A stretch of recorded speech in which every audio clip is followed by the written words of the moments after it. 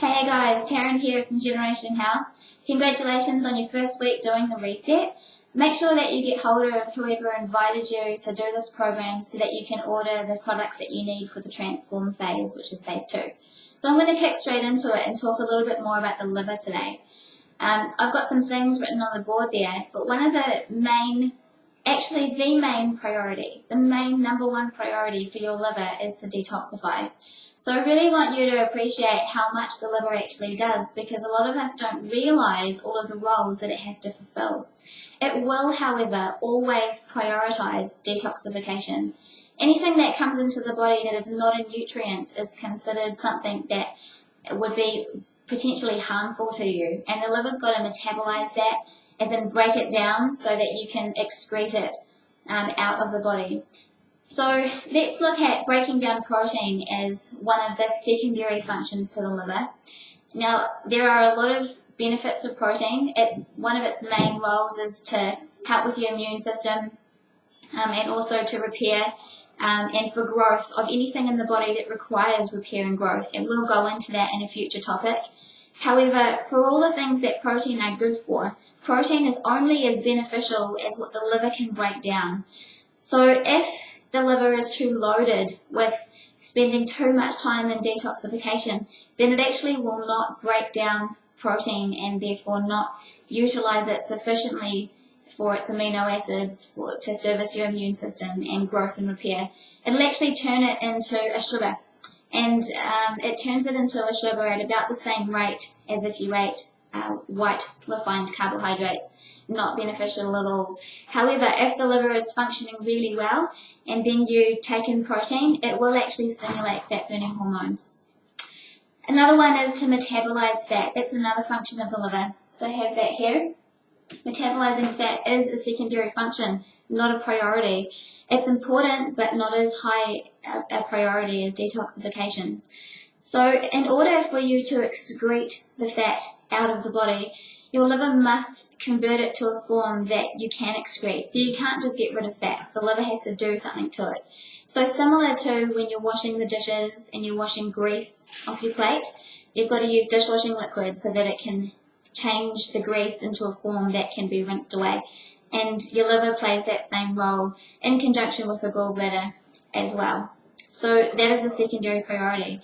If you are a body type that stores fat in the lower half of your body, and that lower poochy part of your stomach or your legs, thighs, and it's a cellular looking fat, then metabolizing this estrogenic fat is a high priority for you.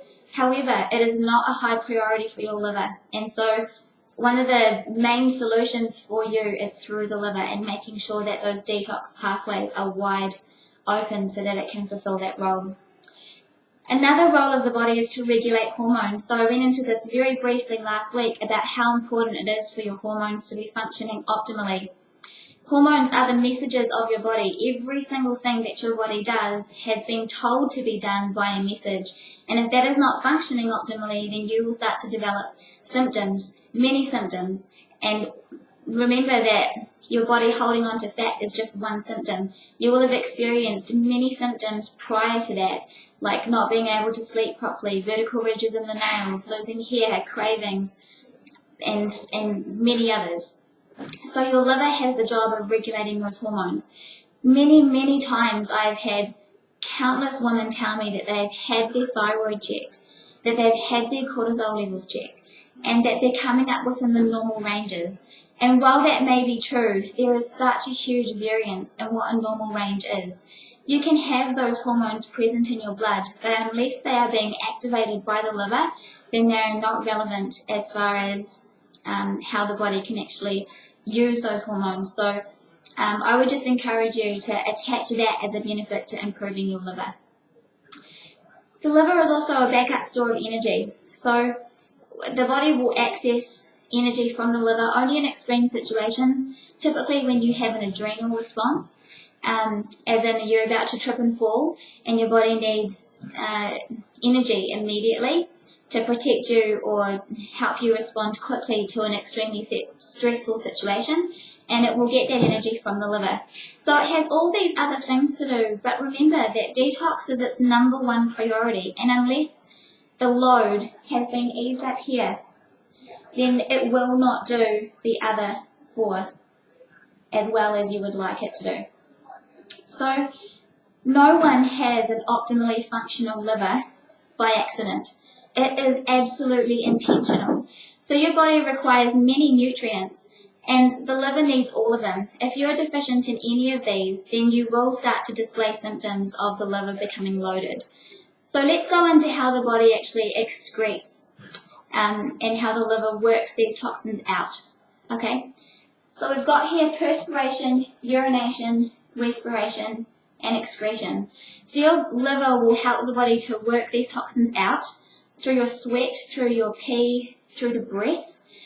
As far as excretion, you must remember that unless your bowel movements are moving efficiently, you cannot get rid of fat. The only way that fat can come out is through your bowels. And so if you are not having regular bowel movements, if you are not fully emptying, then that causes a problem in the gut. This is where all your nutrient absorption happens, which we'll go through in a further session. But it is really important that everything is moving out of the body, including your body fat. So you would have noticed that there would have been some bowel improvements this week. There are significantly higher amounts of fibre in the Reset program. So I encourage you to purchase those products for the upcoming for the upcoming phase 2, so that you can continue to have awesome bowel movements and improve your digestion and improve nutrient absorption, plus many other benefits. There are also, actually now that we've looked at the way that toxins move out of the body, let's look at the way that they come in. So we've got food. Anything that is artificial is what I'm talking about. Any artificial flavours, sweeteners, anything that looks like a food but is not actually a food can be considered toxic, if you will. Okay, so if there are people who again have this body shape where they are storing quite a lot of fat in the lower half of their body, they will be more susceptible to things with chemicals in them. So please help the liver out by sticking to the program. With water, please only drink water that is filtered. With your air, well, I know that there's not much you can do about the quality of air that you breathe. However, I am going to recommend that you open up the windows and doors to your house when you're at home and let the air flow. Air that gets trapped in a house with household chemicals and paints and other things like that are quite highly toxic. So while outside might be more toxic than inside, the air moves outside, and so household toxicity can be very high. And lastly, the skin. Over 60% of what you put on your skin is absorbed into the bloodstream.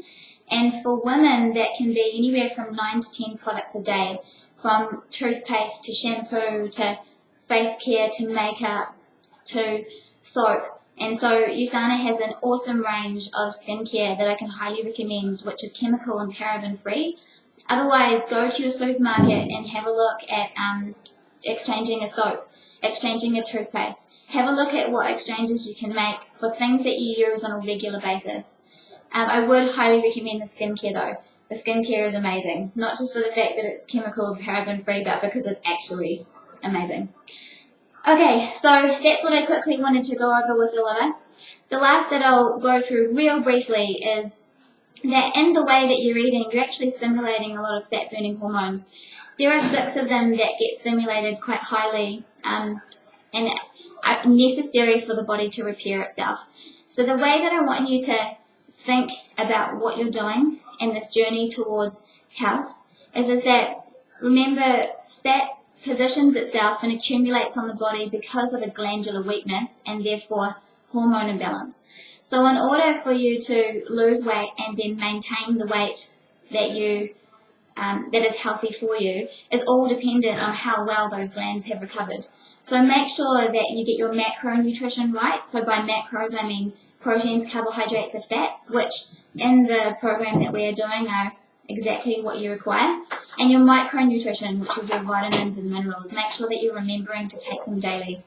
Also, please don't skip out any of the meals from the recipe pack. Make sure that you have your serving of vegetables daily, and make sure that you have your serving of fruit. It's super important.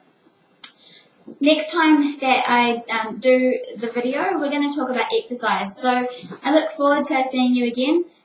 Go well on your next week, and remember to type in your experiences on Facebook and make yourself known to the rest of the group. You never know who might need your support. So have a great one, and we'll catch up soon.